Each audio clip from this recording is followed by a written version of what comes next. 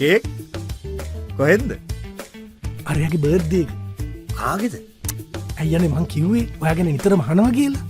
අපේ ඩිපාර්ට්මන්ට් එකට අලුතෙන් ආවේ. ඉතින් ඔයාගේ අතටම දෙන්න කිව්වේ.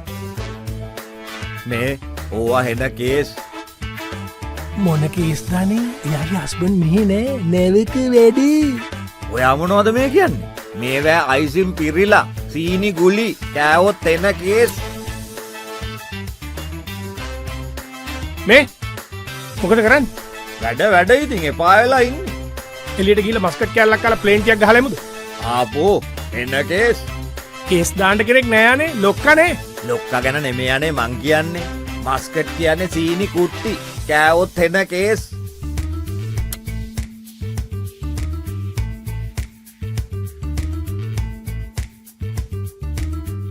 මේ ගෙදර යන්න හදිසිද?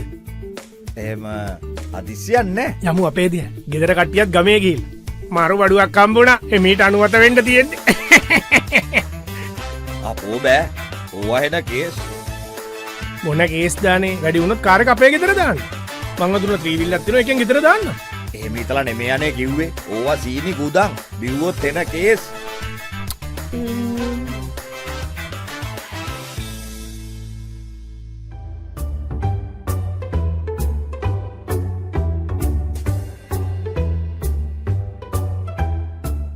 මොකෝ මෙහෙ ෆුල් බොඩි චෙකප් එකක් දැම්ම. අද ආවේ රිපෝට්ස් ටික ගන්න. කොහොමද රිපෝට්? ඔක්කොම නෝමල් කිව්වා. තෙල් කැම ටිකක් අඩු කරන්න කිව්වා. වෙනවුලක් නෑ. ඉතින් අපේ දැන් නරක වයසනේ. ඒක නම් හරි. ඔයාට කොහොමද ළඟදී චෙකප් එකක් දැම්මද? සීනි පොඩ්ඩක් වැඩි. කීයද? 210ක් 15ක් වාගේ. ඈ? මගේ අම්මේ දිය වැඩියාවනේ. සීනි හොඳටම වැඩිනේ. වැඩිද? නැත්තම් වැඩි දහන්නේ. ඔයා කැමෙන් බිමෙන් පරිස්සම් වෙනවද? ඔව් ඒක නම් නියමයට කරනවා. බේත් ටික වෙලාවට ගන්නවද? ඒක එන කේස් එකක්.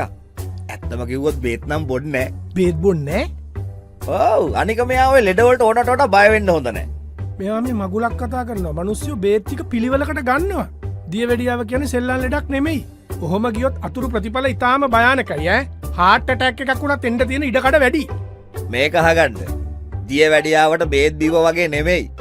ඒ බේත් වලින් වකුගඩු වලට හානි වෙන්න පුළුවන්. කවුද කියන්නේ? කවුද නොකියන්නේ? ඒක ඕන කෙනෙක් දන්න දෙයන්නේ. මේ වෙලාවේ මට වටින්නේ වකුගඩු දෙකනේ. නැද්ද? හරි. ඔයා කියනවා නම් හරි.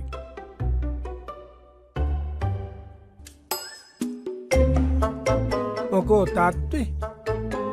වකුගඩු දෙකම කේස්. මං ඔක කලින්ම කිව්වනේ. මිනිස්සු දිය වැඩියාව හැදුනම බේත් නොබී ඉන්නව වකුගඩු වලට හානි වෙයි කියලා බයට. ඇත්තටම ඔක සමාජයේ තියෙන මිත්‍යා මතයක්.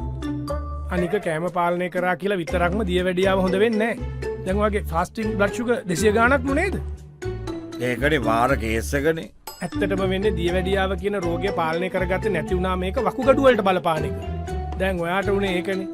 ඇත්තටම වකුගඩු දෙක ආරක්ෂා කරගන්න ඕන නම් අපි කරන්න ඕන දිය වැඩියාව කියන රෝගය හරියට ප්‍රතිකාර කරලා පාලනය කරන්න උත්සාහ කරන එක. තේරුණාද? තේරෙනවා දැන් තේරෙනවා. ඔය මොකක්ද? ඔයාට ගෙනාවේ. දිය වැඩියාව කියන්නේ අද සමාජයේ බහුලව දකින්න ලැබෙන බෝ නොවන රෝගී තත්ත්වයක්. මේ රෝගයට ගොදුරු වුවට බොහෝ සංකූලතාවයන් නැති වෙන්න පුළුවන්. ඒයින් එක සංකූලතාවයක් තමයි කාලික වකුගඩු රෝගය කියලා කියන්නේ. කාලික වකුගඩු රෝගයට බඳුන් වීම වැළකීමට නම් දිය වැඩියාවෙන් පෙළෙන රෝගියෙකු ආහාර පාලනය, බෙහෙත් ගැනීම සහ නිරෝගී දිවිපෙතක් පවත්වා ගැනීම ඉතාම වැදගත් වෙනවා. අපි ගන්නා බෙහෙත් වර්ගවල විවිධාකාර වූ බෙහෙත් තියෙනවා දිය වැඩියාව පාලනය කිරීමට සහ වකුගඩු රෝගය පාලනය කිරීමට. විශේෂඥ වෛද්‍ය උපදෙස් මත මේ බෙහෙත් ගැනීම මගින් රෝගියෙකුට පුළුවන් රෝග දෙකම බොහෝ දුරට පාලනය කරගෙන ඉන්න.